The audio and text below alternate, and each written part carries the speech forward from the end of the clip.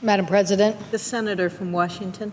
Madam President, I come to the floor this afternoon to join my colleagues and speak about the nomination of Steve Mnuchin for the Secretary of Treasury.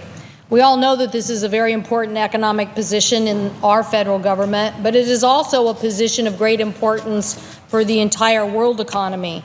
That Secretary of Treasury is a key presidential advisor on important economic and tax policy, and it certainly impacts the lives of millions of people across the United States.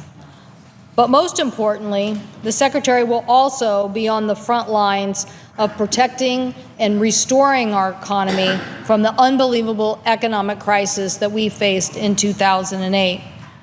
I like to say that this crisis, at least according to the Dallas Fed, which said it cost us $14 trillion, is not over. That is that average Americans still have not recovered from that crisis when it comes to looking at their 401 or their pension or the opportunity to send their kids to school or perhaps even home ownership. So it's very important that we have a Treasury Secretary who not only is saying that I will protect the United States in the future from another financial crisis, but they are on the job making sure we restore economic opportunity for everyday Americans.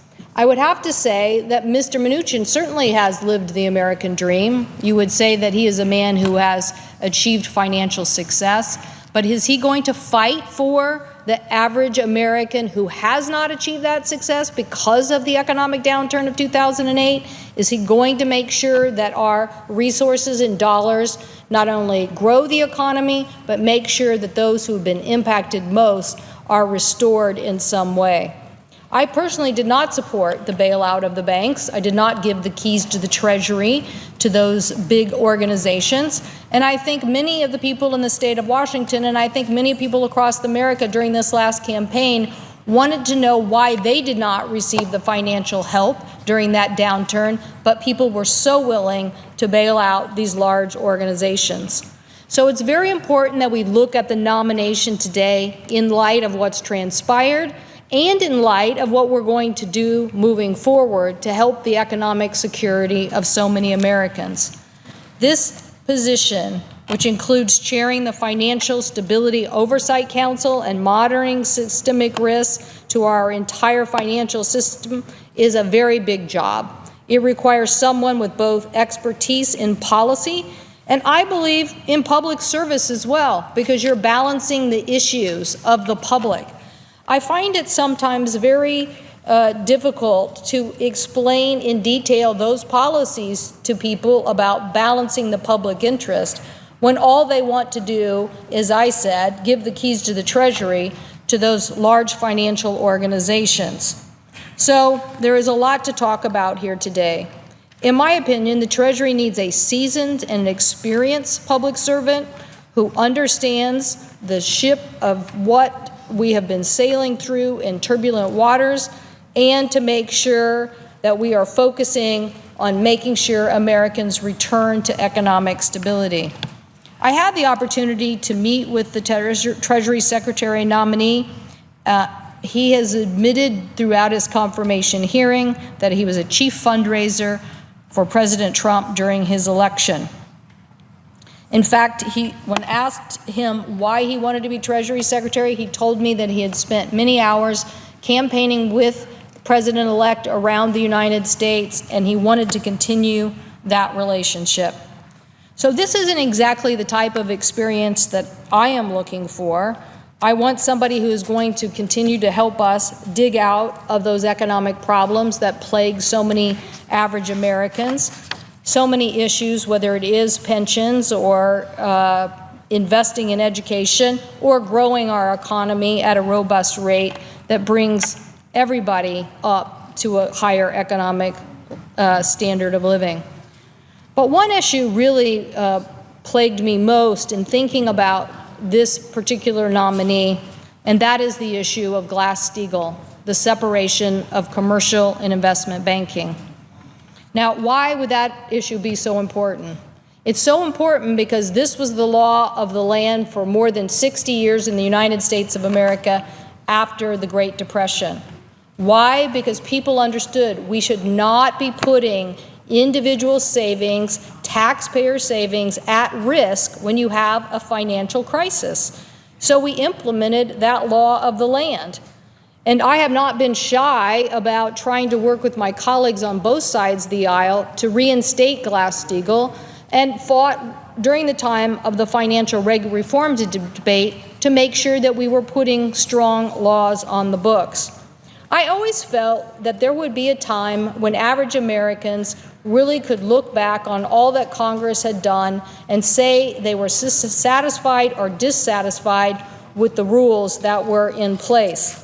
Well, I think that time happened during the last election, and there was a lot of discussion while we had passed what was called then Dodd-Frank, the regulatory issues that this Congress passed.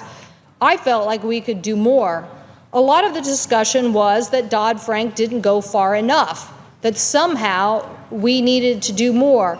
And yet the compromise shaped here in the United States Senate was to allow some people to say that Dodd-Frank was as much as we could do, and we should let those rules be put in place and see how they worked for the U.S. economy. Now, I supported it because it was enough to get on the books, to start getting disclosure, to start making sure that these transactions would have more oversight, but I never thought it was the bright line that we needed in separating commercial and investment banking. So you can imagine, to my great delight, when I saw last summer the debate between the Republican and Democratic platforms, in which the Republican platform actually started to embrace Glass-Steagall. They had a campaign and they had a presidential candidate, and they certainly had a presidential campaign manager who were all embracing it and touting it. Now, I don't know if that was an effort to try to distinguish between some of the candidates on the other side of the aisle, or my colleague from Vermont, who has also been a big supporter of Glass-Steagall, but they clearly put in their platform something that was very unambiguous. It basically said, we support reinstating Glass-Steagall as the Act of 1993, which prohibits commercial banks from being engaged in high-risk investments. That is what their platform said. And that is what the president, our now president's campaign manager, also said they were for. That caught my ear, because I thought maybe we had finally reached a point with the frustration of the American public about how they had been left behind after the financial crisis, that they finally were seeing two candidates, several campaigns, talking about this issue, putting it in their platform, and moving ahead. So it was the Trump campaign manager who said, quote, we are supporting the small banks and Main Street. We talk about legislation that affects, and we know the mistakes that were made in repealing Glass-Steagall, end quote. So I know this was the party platform of the other side of the aisle.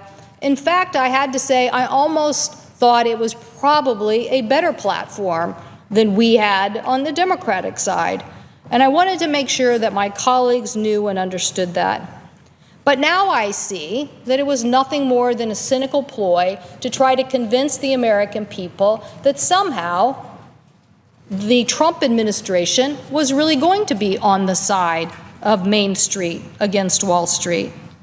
In fact, one of my first conversations with Secretary Nominee, Mr. Mnuchin, was to ask him whether he in fact supported Glass-Steagall. And he said to me, no, that was just a campaign promise in our platform. That's not what we are going to do.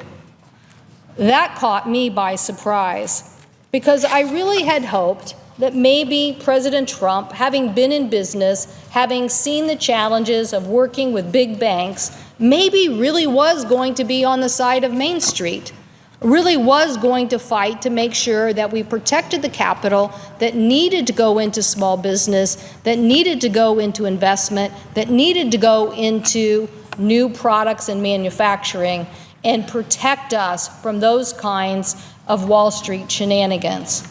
My constituents, Madam President, want to make something in America besides exotic financial instruments. They want those dollars to be invested in small businesses who are creating products and selling them in a worldwide market. So Mr. Mnuchin instead has come to the Finance Committee and basically said he's not for that version of what was in the party platform. In fact, he and the president now support rolling back the minimal law that we put on the books, known as the Volcker Rule within Dodd-Frank.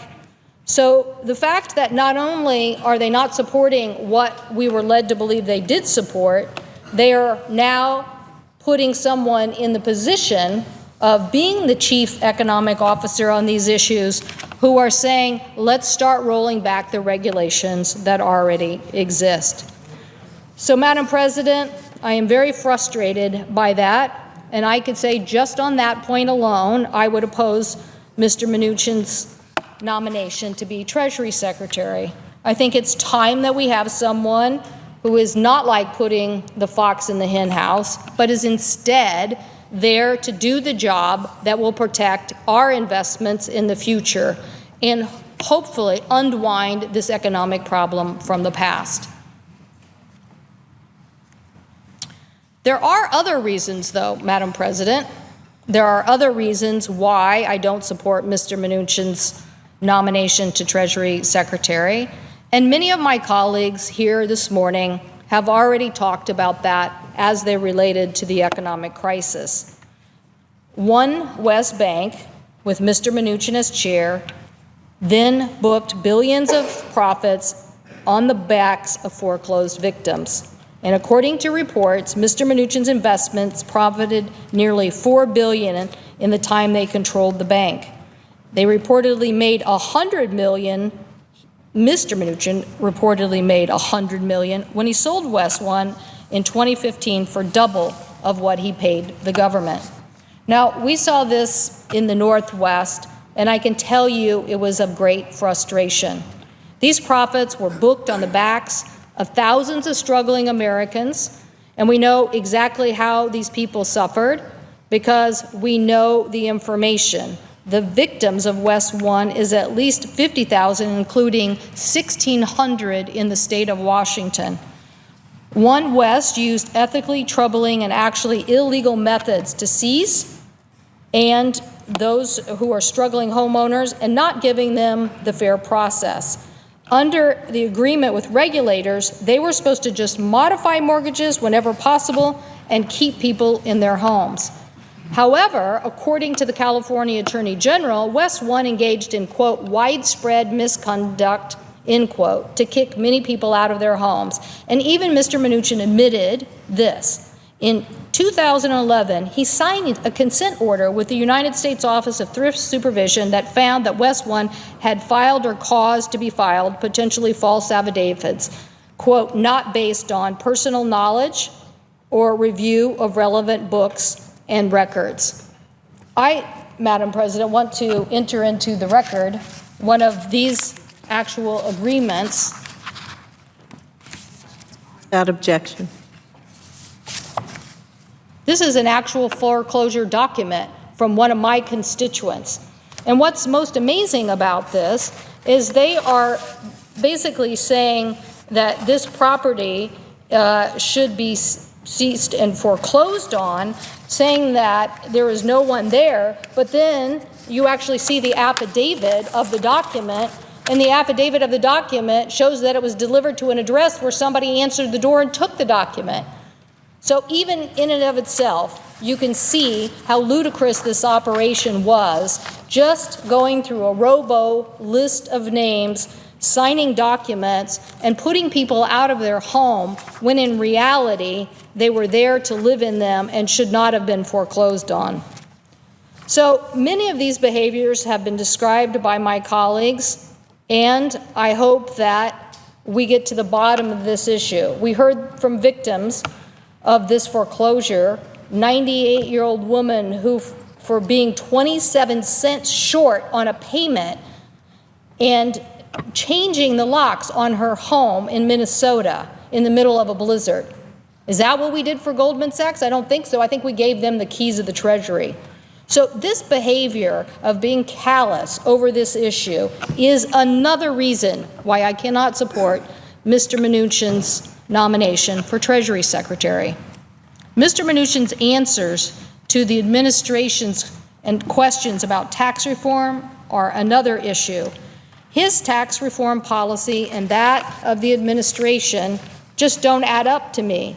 Those nonpartisan analysts who have looked at the president's tax reform plan found that it would do just the opposite than what Mr. Mnuchin says, and it would actually increase the deficit by $7.2 trillion over 10 years. So I don't think those are the economics that I can support, and I don't think I can support his nomination. And I would just say, Madam President, in concluding, that there are other issues that also concern me in this nominee and the amount of responsibility to help us solve our economic challenges. I did have a chance to talk to Mr. Mnuchin about the pension program. 1/3 of Americans have zero retirement savings or a pension plan. 1/3. Those that are not saving nearly enough, and the median retirement balance for those nearing retirement is only $14,500. So this is going to be a crisis for us. According to the National Institute on Retirement Security, our nation's retirement saving is somewhere between 6.8 and 14 trillion. That is the gap that we are looking for in the United States. So yes, when the Dallas Fed says that bailing out Wall Street and the implosion of the Wall Street problems caused our economy $14 trillion, and that just happens to be the same gap in pensions and retirement savings, it makes me furious. I want to see a Treasury Secretary who has a plan on how we're going to deal with these issues, because the Secretary of the Treasury sits on the board of directors of the Pension Benefit Guaranty Corporation. They make these important decisions as it relates to multi-employer pension plans and the Reform Act. And the PBGC currently has a deficit of $76 billion. So these issues are so important, not just to mine workers, but to average Americans. And when Mr. Mnuchin sat on the board of Sears, he oversaw the finances of the company's pension that was massively underfunded and accumulated $8.3 billion in net losses. We cannot afford that to happen to the PCBG. And if that is not enough, I want a Treasury Secretary who is going to be aggressive in protecting the American taxpayer from further cost and effects of the crisis in Puerto Rico. I was not a fan of the plan that we crafted here in the United States. Why? Because, again, we gave Wall Street all the opportunity and left the taxpayers of the U.S. and Puerto Rico with all the cost. That is going to be a challenge for all of us in the future, and I would hope that we would have a Treasury Secretary who will be aggressive in recouping our losses as taxpayers from Wall Street. So, Madam President, while I know that people here on the other side of the aisle think their minds are made up, I would just ask them to look at this record, to look at what we need to do as a country to move our economy forward, to recoup from the financial crisis, and to say that Mr. Mnuchin is not the man to lead us where we need to go. He certainly has realized his financial dreams, but we have not heard enough from him that makes me convinced he's going to help Americans realize theirs. I thank the President, and I yield the floor.